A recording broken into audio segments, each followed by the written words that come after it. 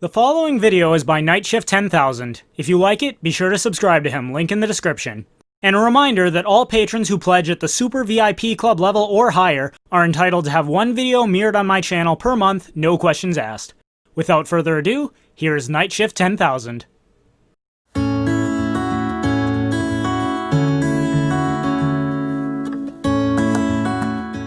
Hi there folks, Nightshift10000 back with a new video. As some of you may know, and as some of my subscribers have inquired upon many times, yes, I am technically what you would call a resident of the region known as Cascadia.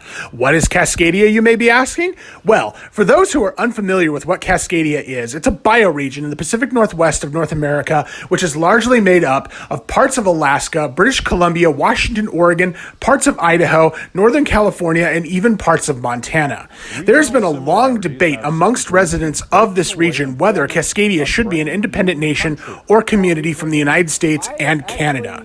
Which brings me to the topic of this video. I have been a long-time proponent for Cascadian independence, and in this video I'm going to talk about what my ideal vision of Cascadia would look like and how it could achieve its independence from the US and Canada. So, get the picture? Great. Get ready folks, here we go.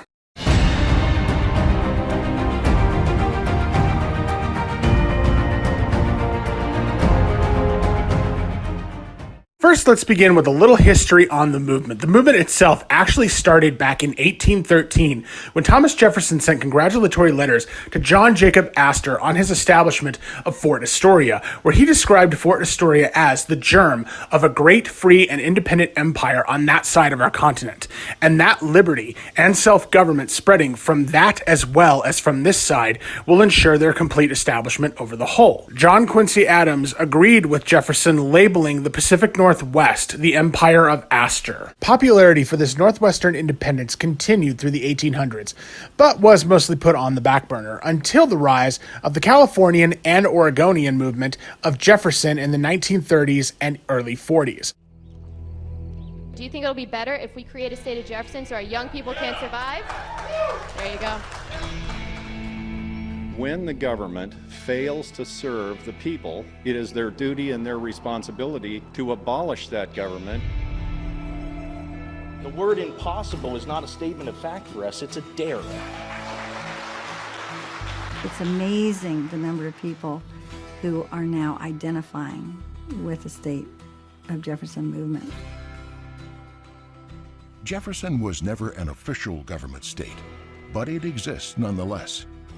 It is an idea and identity for people in Southern Oregon and Northern California who consider themselves residents of the great mythical state of Jefferson.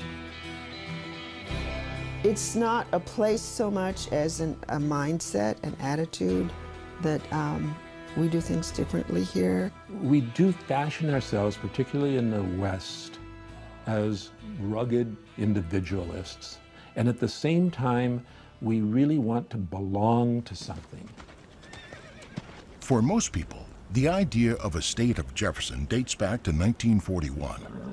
Then there were 48 American states, but residents along the Oregon-California border decided to stage what they called a patriotic rebellion to create the 49th state. They knew that the capital Sacramento and the capital Salem were not giving them proper money for roads, proper money for schools, proper support for a lot of things. And so they said, well, we're going to get the hell out of town and become our own state. Supporters elected their own governor, set up a capital, and adopted a state seal, a mining pan etched with two X's, signifying how they'd been double-crossed by their governments. They are the ones who came up with the mottos. Our roads aren't passable, they're not even jackassable, and the state flower is anything but a pansy. It was done partly tongue-in-cheek, but also quite seriously. Could Jefferson have been a real state? Could it still?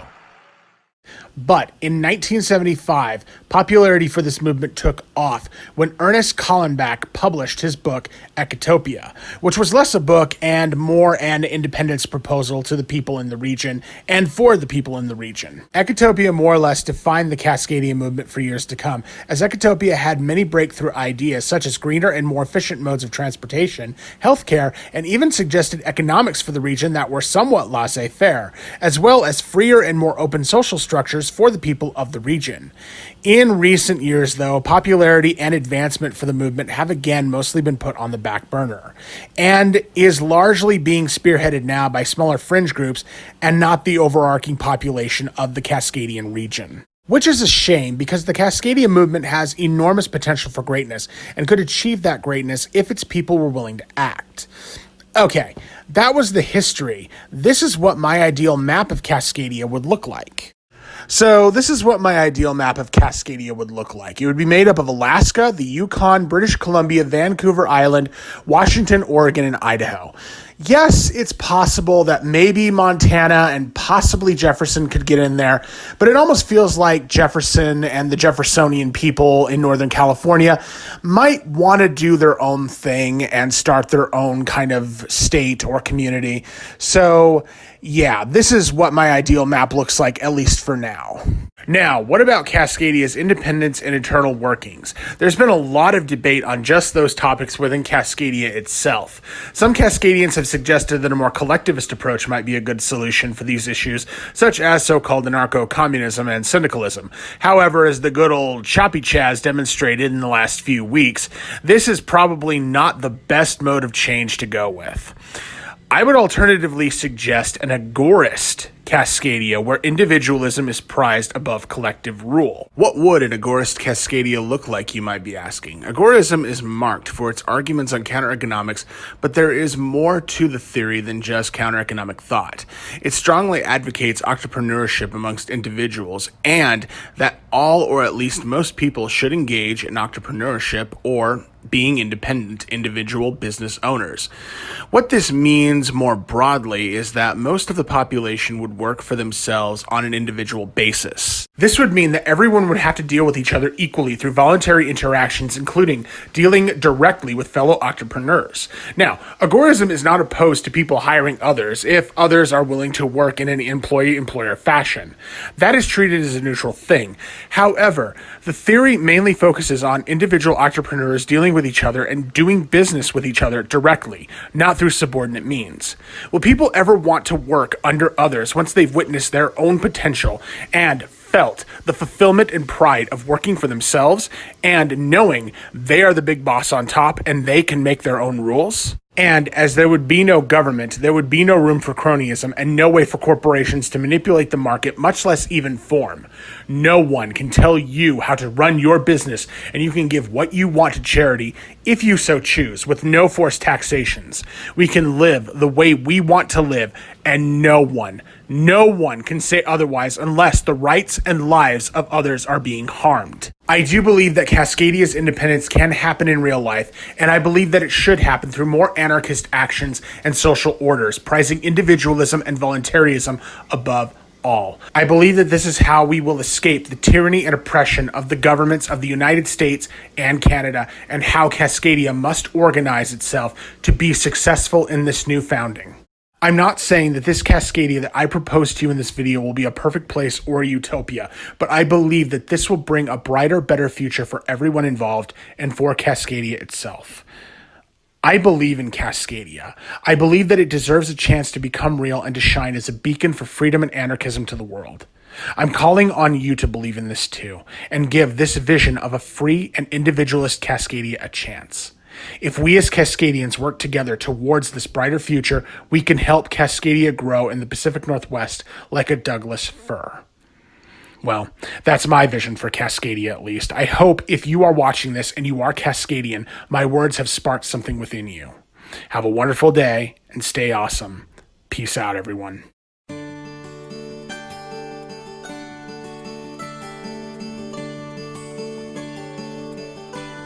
You fill up my senses